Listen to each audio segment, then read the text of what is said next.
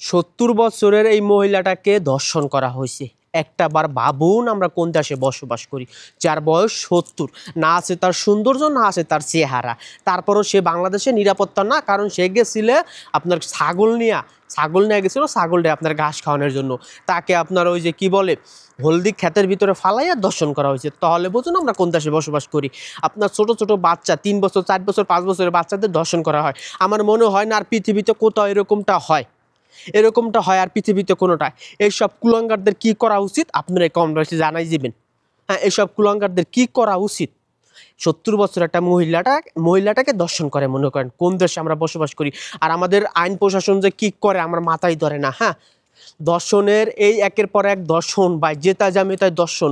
হ্যাঁ, আর তো ভাই যদি তারাই যদি নিরাপত্তা না পায়, 70 বছরের মহিলা যদি ঘরের ভিতরে বাইরে যায় যদি নিরাপত্তা না থাকে, তাহলে আপনার মা বোন, আমাদের মা বোন, হ্যাঁ, তারা কে তো নিরাপত্তা পাইব? তাদের নিরাপত্তাটা দিব কে ভাই? কে দিবে তাদের নিরাপত্তাটা বলুন? যে 70 বছরের মহিলার নিরাপত্তা নাই বাংলাদেশে। এই যে পাশে যে আমি ছবিতে রাখছি দেখুন, এই কুলাঙ্গারে দর্শন করছে। ভাই এদের উচিত কি জানেন? এদের উচিত প্রকাশ্যে মানুষের ভিতরে প্রকাশ্যে ল্যাংডা কইরা এদের গোপন অঙ্গ কাটিয়ে দেওয়া, প্রকাশ্যে ভাই। তল হয়তো বা মনে করেন এই দর্শন বাংলাদেশ থেকে কমতে পারে আমার মতে।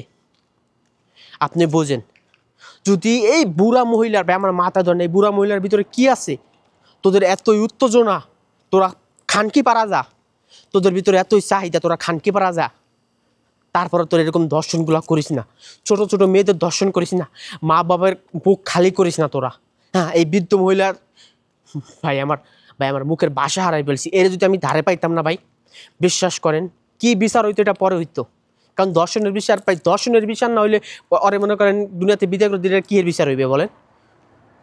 হ্যাঁ, এটা মানুষ যে মানুষ যার ভিতরে মানুষ সত্যবোধ আছে আর এই কাজ করতে পারে? কি আছে এই মহিলাটার ভিতরে? এই মহিলাটাকে দর্শন করে। ভাই ভিডিও সর্বোচ্চ শেয়ার করবেন সকলে।